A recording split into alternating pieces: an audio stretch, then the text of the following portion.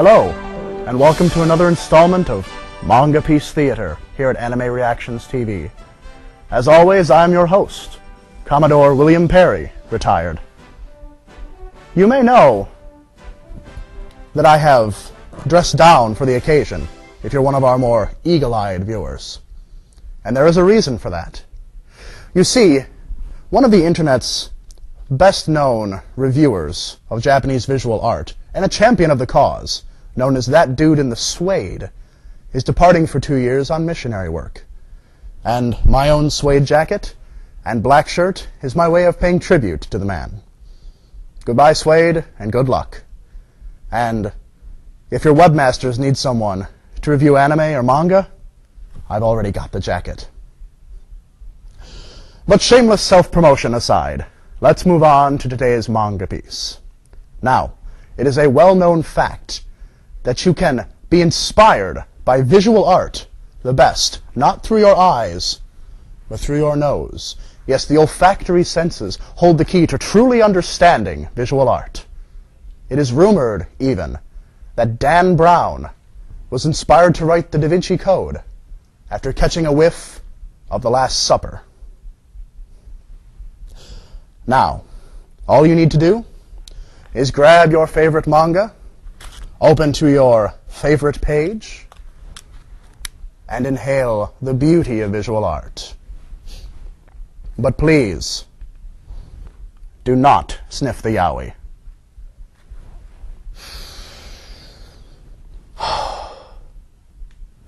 I'm smelling blood and gore, sharp knives, dismemberment, hacking and slashing, and just a little bit of high school drama.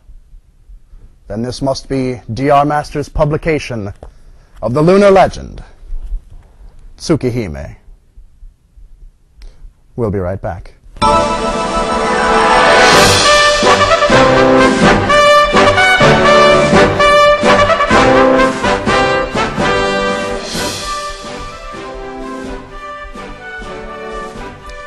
DrMasters' lunar legend, Tsukinime, considers the story of one Shiki Tono, a shy and passive high school student.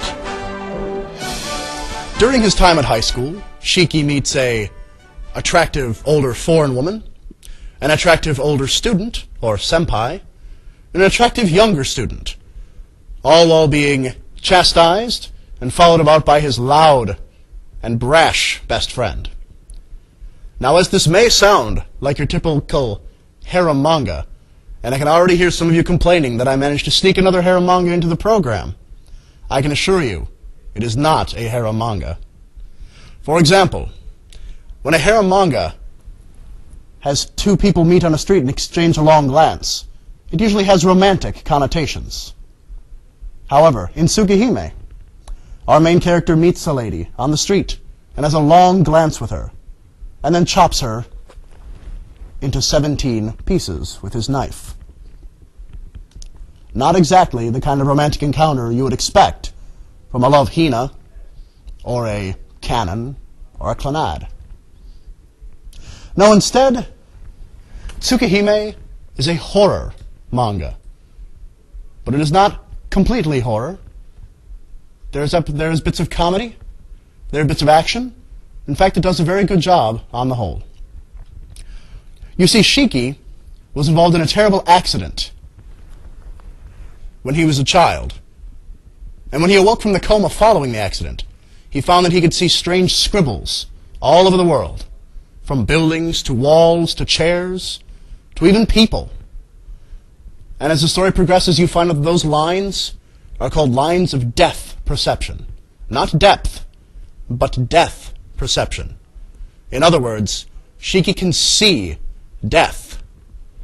He can see just how far everything is from dying, judging by the amount of scribbles on that object.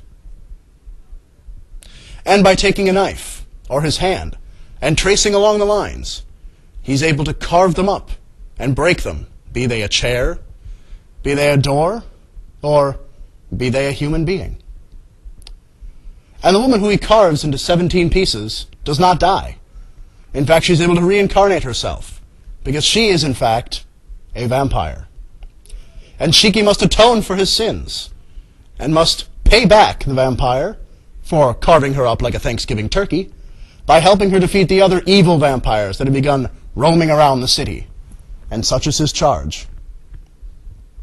This begins a rather standard anime sequence of hunting down the next bad guy and killing him until you find the biggest bad guy and kill him.